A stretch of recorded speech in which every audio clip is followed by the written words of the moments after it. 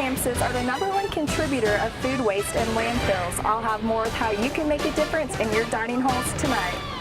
She's received over 25 local and national honors, including Most Outstanding Alumni of the Year here at the U of A, but now she gets to add another honor to the list as she was recently named one of L'Oreal Paris's Women of Worth. Chancellor Steinmetz has been developing a strategic plan for this campus for the last 20 months. And for every $1 that is donated, they'll be able to turn that into 11 meals in the community. They adopted a 2-year plan to become a no-kill shelter a year and a half ago, but as the animal numbers keep rising, that plan could change. Out of those 2,900 that are homeless, over half are children in kindergarten through 12th grade. It might not look like it now, but on the first Friday of every month, this place is packed with people. Laundry Love invites people in need to come eat a warm meal and do loads of laundry for free. The goal is to restore the dignity that occurs when having clean clothes. Take a look.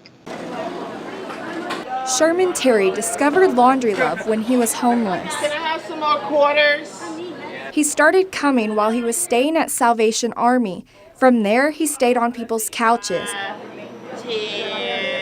After being homeless for 7 months, he finally got a place for himself. See, this should have been washed and cleaned. He says he has been coming to Laundry Love's monthly event for 2 years. You get to meet good, quality people, conversate. It's just fun. It's fun. The people who come to Laundry Love all have one common thing to say. The people are what makes this place so great. Sherman says sometimes he is late and the volunteers are ready to go home, but they always welcome him in and help him do his laundry. They're awesome, man. I haven't felt any love like I've felt anywhere else. Taylor Thomas has been volunteering with Laundry Love for 5 years. She says a lot of the people who come haven't been treated well by society. She wants to do what she can to make a difference in their lives. They're used to being treated like they're less than, and so I love being able to come in and just let them know that they are appreciated and that they are loved and that people do care about them.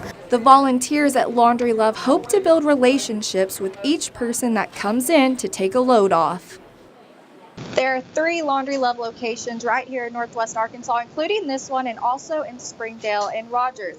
Together, they provide over 37 loads of laundry for over 3,000 people. Reporting live in Fayetteville for UATV, I'm Cassidy Gallagher. That's right. In 2015, over 1.5 million cases of chlamydia was reported to the CDC.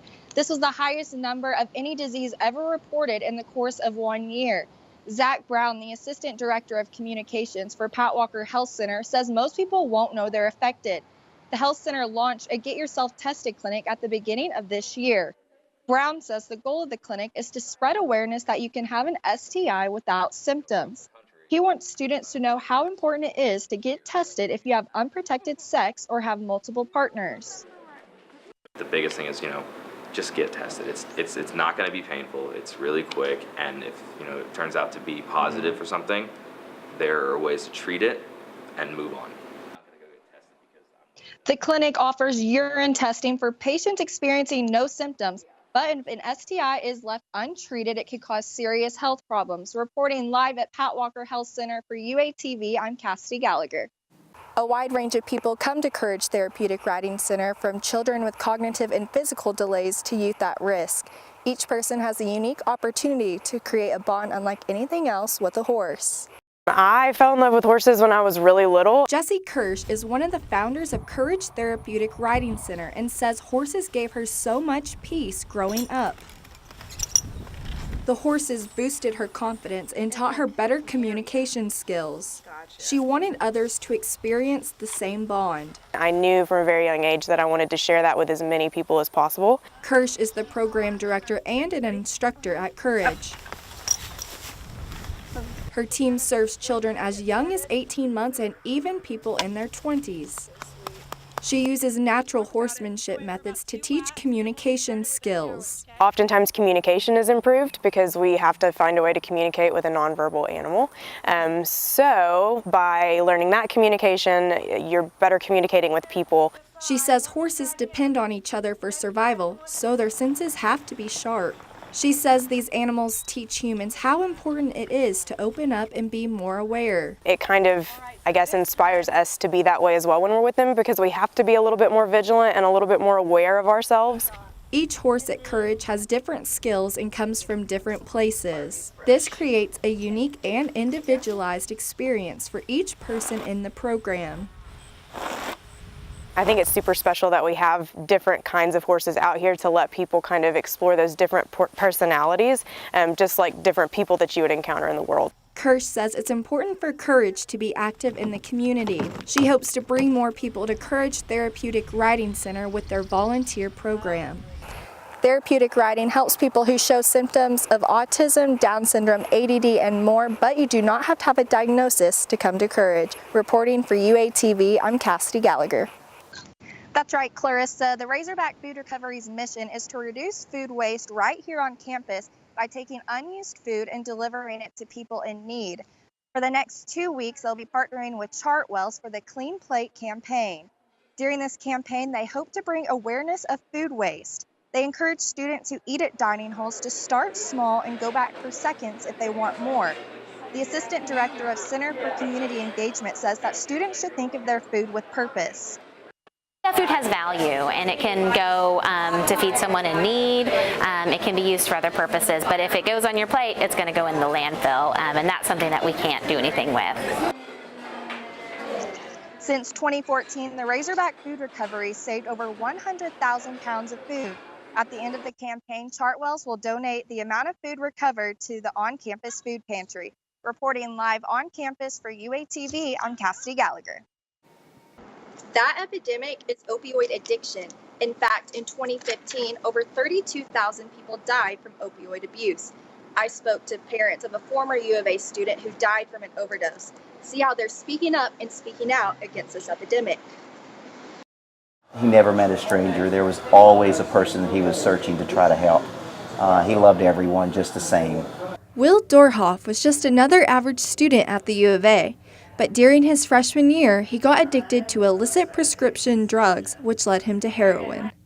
After his freshman year, his parents put him in a rehab where he relapsed twice, the second time being the last when he died from a heroin overdose. Will didn't know. He didn't know what he was getting himself into, and before he knew it, it had already taken a hold of him. Will's parents created a foundation in his name, and they now speak at colleges at an event called Speak Up and Speak Out.